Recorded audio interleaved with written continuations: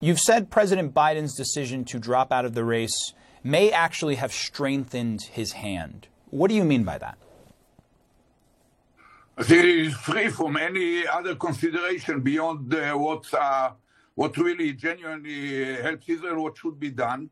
And he doesn't have to think of other considerations which has to be to do with the elections. And that leads to more free hand.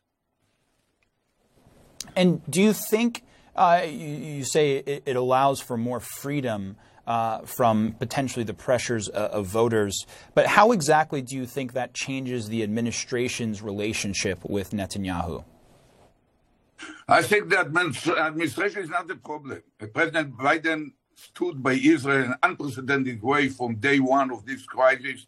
And in fact, he recommended almost 9 months ago what's now, after hundreds of people, thousands in fact, killed, and huge sacrifice being made, and Israel isolated in the world with a major crisis. 9 months after President Biden proposed how to deal with the morning after, I've read in the Washington Post today that Netanyahu now goes on the same way. The problem is not with Biden. Biden did a perfect job from point of view of Israel. The problem is with Netanyahu. You probably do not know, and your public should know, that 4 out of 5 Israelis think that Netanyahu is the main responsible for this worst blunder in our history, named October 7th. The 3 out of 4 Israelis expect Netanyahu to resign, to do it immediately or immediately at the end of the war. But Israel never thought of wars as something that might take a year. That a strong majority, including among his voters, believe that he's acting out of political, personal motivation, not because of what's good for Israel.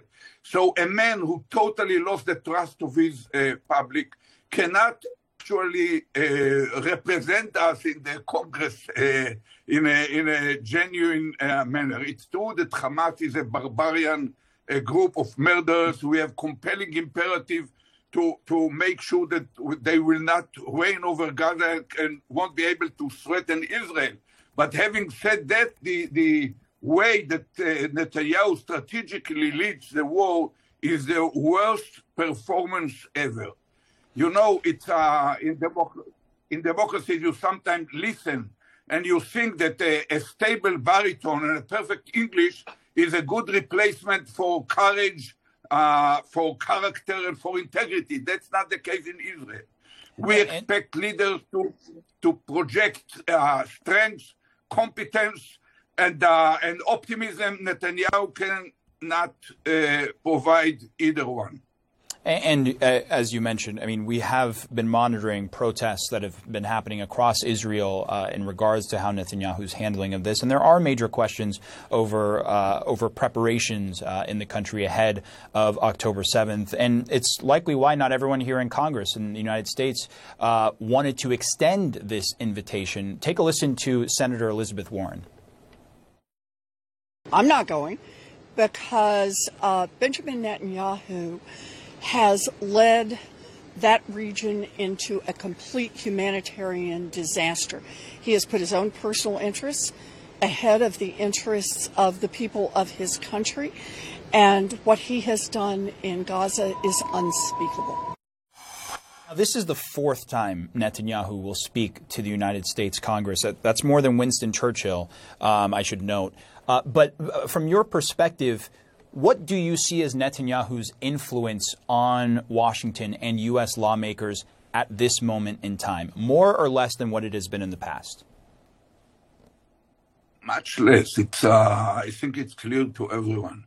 Netanyahu in the past was, at least at the first and second probably appearance, made the calls for bipartisan support for Israel, sharing the same values and so on. Even his appearance, the recent one, was also already under the heavy shadow of feeling in America that he is trying to intervene in internal American politics in an improper way. And in Israel, it was a show of the need to divide people. It's kind of a pattern that Netanyahu adopted in the recent years, which is very bad and lead to nowhere from Israeli point of view. And you know, before we go, I just want to get this bottom line from you. You say it's a mistake for Netanyahu to speak to Congress to begin with. Why? I think, first of all, he has to lead Israel. He has to be accountable to the Israeli people for the major failure. He's much closer to total kind of loss than total victory. And he has to be accountable to the Israeli demands to open an inquiry commission, to bring back the hostages, to deal with the Israelis rather than to go to the Americans who do not have the tools to understand that he mislead them. He will tell you a story that sounds convincing on the Congress podium, but does not sound convincing to the majority of Israelis. So I think it's a mistake. It's a mistake to go there. The administration is the other for being should be thanked for whatever they done. And Netanyahu tried to convince that he is a kind of hybrid of Churchill and probably Duke of Wellington recently, which means that Sinwar is probably a Napoleon. But it's all fake. The whole talk of Netanyahu is fake. He's talking about a total victory, which is going further and further for us. And he provides a model or type of leadership which is against everything that we had been in Israel all along since it was established. Our founding father, Ben-Gurion, had the following lessons. Don't go to a war without a superpower on your side. If you have to make a war, do it very short, very aggressive on the other side soil in order to be able to harvest the political achievement, to translate the achievement in the battlefield into political achievement. And before, during, and after the war, always have a firm grip on the moral high ground. Israel is not alone in the world, we need it. Netanyahu seems to be ignoring all these major lessons which are still relevant even now. I've got to leave the conversation there, but former Prime Minister of Israel, Ehud Barak, thank you for being here. Thank you.